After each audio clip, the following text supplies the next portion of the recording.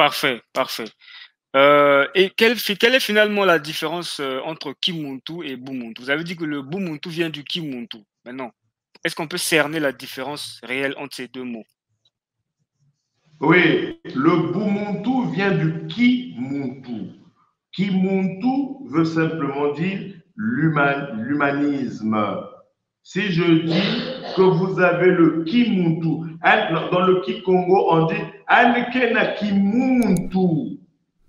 Andkele na Kimuntu. C'est-à-dire, tu as de l'humanisme. Mpangi yai kele na Kimuntu, tu as de l'humanisme. Donc, Kimuntu veut tout simplement dire avoir de l'humanisme, avoir de l'humanité, avoir de l'humanisme. Avec toutes ces valeurs que vous connaissez, l'amour du prochain, la sagesse, la compassion, l'altruisme, l'intelligence, la sagesse, tout ça, ce sont les valeurs qui entourent le Kimuntu. Donc, quand tu as le Kimuntu, tu as tout ça, tu es sage, tu as l'amour du prochain, tu es tolérant, tu ne fais pas du mal aux autres, etc. Par contre, le Bumuntu, c'est le caractère du Kimuntu, le caractère du Kimuntu.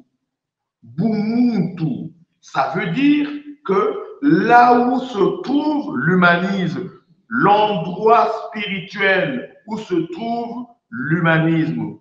Le Bumuntu, c'est le caractère de l'humanisme, c'est-à-dire, les Blancs dans les écoles de Mindele, ils appellent ça le Saint Graal, c'est-à-dire là où il y a la valeur, là où il y a le trésor. Les écoles occidentales, les écoles rosicruciennes appellent ça le Saint Graal. Les rosicruciens, les maçons, les hermétistes, etc., ils appellent ça le Saint Graal. Donc, pour nous, notre Saint Graal, c'est le Bumuntu. Le Bumuntu, c'est le Saint Graal dans la noble tradition Congo. C'est-à-dire l'endroit, le lieu. Et ce n'est pas un lieu spécifique. C'est pas là où il y a une mosquée, c'est pas là où il y a un zikwa. Le Bumuntu, c'est un endroit spirituel invisible. Qui peut se trouver à l'intérieur de l'humain? Voilà, ça se trouve à l'intérieur de toi, ça se trouve à l'intérieur de moi. Le Bumuntu,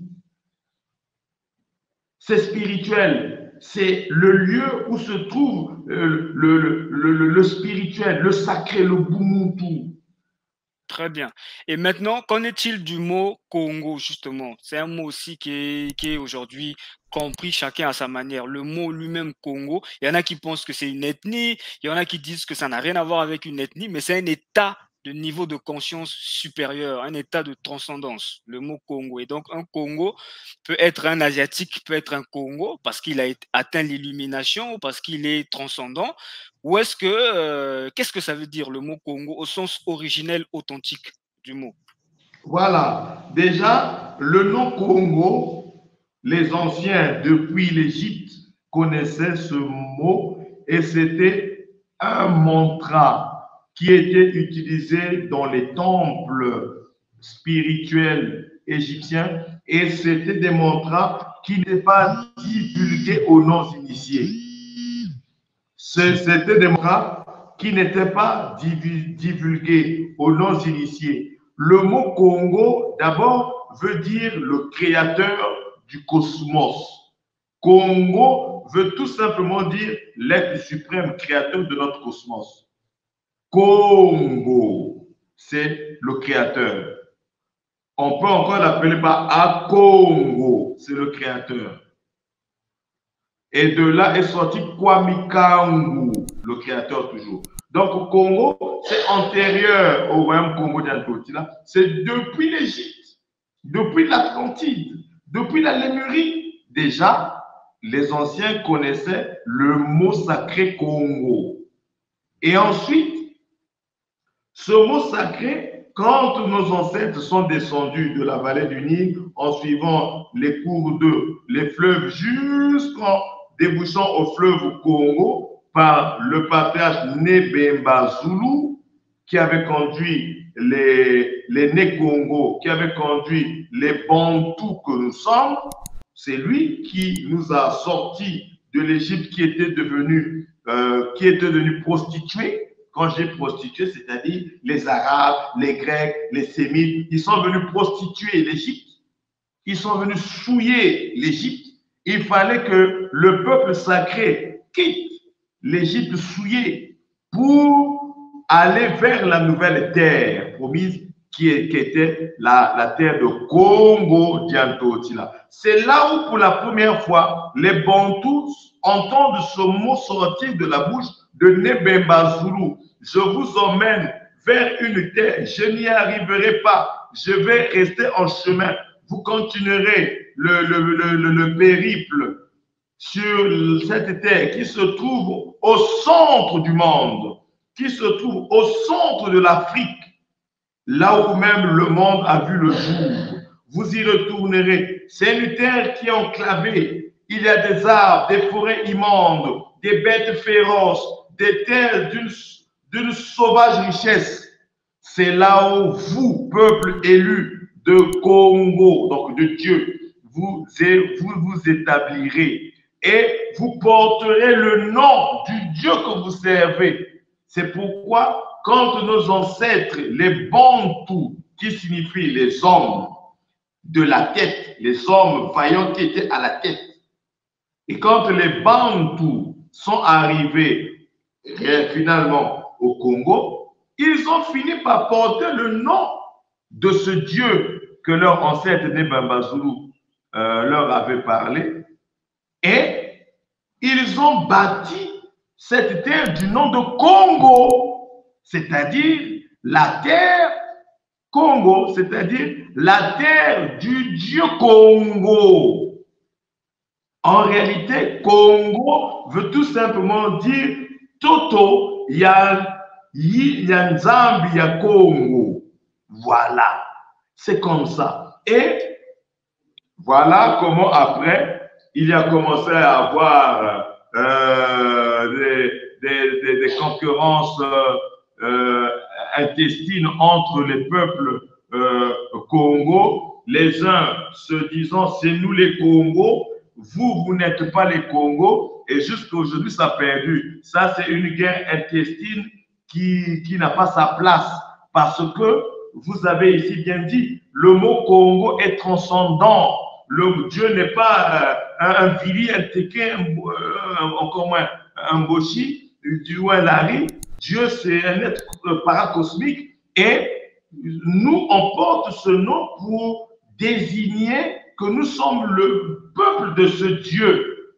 Et le reste des guerres, nous, on est les Congos, vous n'êtes pas les Congos. Ça fait rire parce que quand vous allez maintenant faire des recherches sur la géographie du Congo et sur l'histoire du Congo, vous allez vous rendre compte que ceux qui se disent Congo et qui disent que les autres ne sont pas des Congos, tous sans exception sont des Congos.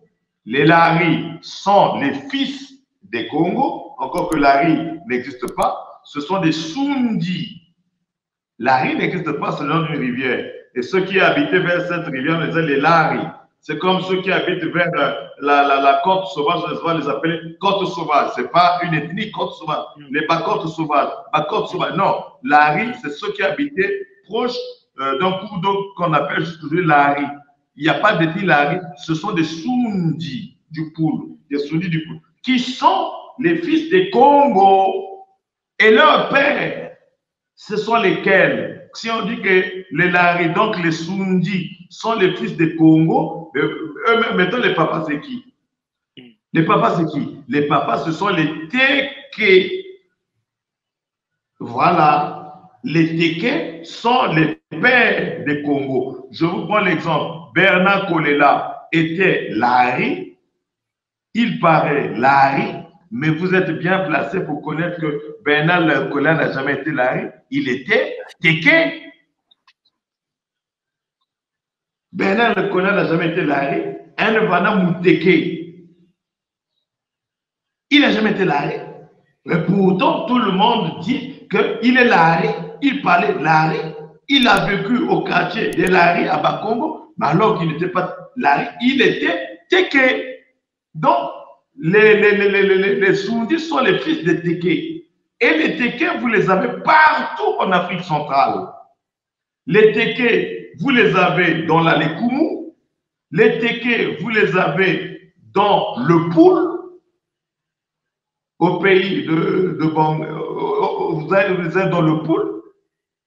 Les Teke, vous les avez dans les plateaux. Les Teke, vous les avez au Gabon. Les Teke, vous les avez en RDC. Et les Soundis sont les fils des Teke. Les Soundis sont les fils des Teke. Voilà. Ça, c'est maintenant quand nous sommes là dans la géographie maintenant. Donc, il faut retenir que tout le royaume au Congo appartient au Congo. Les Vili sont des Congos. Les Ombamba sont des Congos. Surtout le sud. Les Nzabi sont les Congos du Nyari. Vous avez même des Soundis de Dolisie qui sont les fils de Bakongo. Donc ça, nous sommes dans les aspects purement géographiques. Mais c'est ce peuple-là, les Teke, ne sont autres que les Tata de Bakongo. Sous d'autres cieux, les Teke sont les purs Bakongo. Les purs Bakongo, ce sont les Teke. Comme l'était Feu Bernard Kolela. Ce sont les vrais Teke. Pardon? Ou le roi Makoko, c'est ça? Le roi Makoko. Le roi Makoko, c'est un Bakongo. Plus de pure souche. C'est de pure souche. Voilà l'histoire. Très bien. Très bien. Maintenant, quels sont les... Quand le roi Makoko, en ce moment, il doit être à Pointe-Noire, si tu as suivi le journal, il est allé pour voir l'intronisation, pour assister l'intronisation du roi Maluango. Et qu'est-ce qu'on a dit? Il est allé voir son fils. Je ne sais pas si tu as suivi ça. Non, non. Il est allé voir son fils parce qu'il n'y a jamais eu de royaume dans un royaume. Luango faisait partie, c'est une province, Luango fut une province du légendaire empire de Congo-Diantotila. Tout comme Mbé faisait partie d'une province, ce n'était pas aussi une capitale là-bas. Ce sont les Blancs, quand ils sont arrivés à Luango, ils ont rencontré le chef provincial de Luango, ils l'ont fait roi pour diviser. Ils sont venus à Mbé, rencontrer le chef provincial de Mbé, ils l'ont fait roi. Alors que ce n'était que des chefs provinciaux, c'est-à-dire, c'était que, comme on dit, nous avons des départements, des chefs départementaux, des préfets. Honoré Paca n'est pas le président du Kwilu, ou encore plutôt de Pointe-Noire. Non. Donc, ce sont les Blancs qui ont inventé cette histoire-là. Il n'y a eu qu'un seul royaume, c'est le royaume Congo, point. Avec ses différentes provinces. Et ces provinces-là avaient des chefs provinciaux. Makoko, c'était un chef provincial. Maluango, le chef de la province du Kwilu. Et eux tous, ils rendaient compte au grand Mani à Congo. En bon Kikongo, on ne dit pas Mani Congo, on dit Mani à Congo, ce qui veut dire roi ou grand empereur du Congo, qui se trouvait à la capitale de notre royaume, de notre empire, Mbanza-Congo. En Angola du Nord, là, Mbanza-Congo. Mbanza-Congo, ce n'était pas dans le Poul. Mbanza-Congo, ce n'était pas dans le Kwilu. Maintenant, d'où vient-il qu'il est le royaume Teke à gauche, le royaume Luango à droite, englobé par le royaume, dont le grand royaume Congo, le Congo-Diantotila. Voilà le désordre des écrivains blancs, des historiens blancs, des géographes blancs. Voilà leur désordre. C'est à nous, intellectuels, de réécrire cette histoire-là. vous, chercheurs intellectuels congolais, traditionnalistes, spiritualistes, et nous autres, c'est à nous de faire des documentaires sur ça pour édifier l'humanité que non, il n'y a pas un roi Makoko ici et là. Non, ce sont des provinciaux. Et comme le Mbaza Congo avait connu la défaite après la guerre d'Anguilla, eh bien, eux, ils se sont vus les ailes pousser. Comme ils sont alimentés par la République, c'est devenu des rois inventés et des rois alimentaires.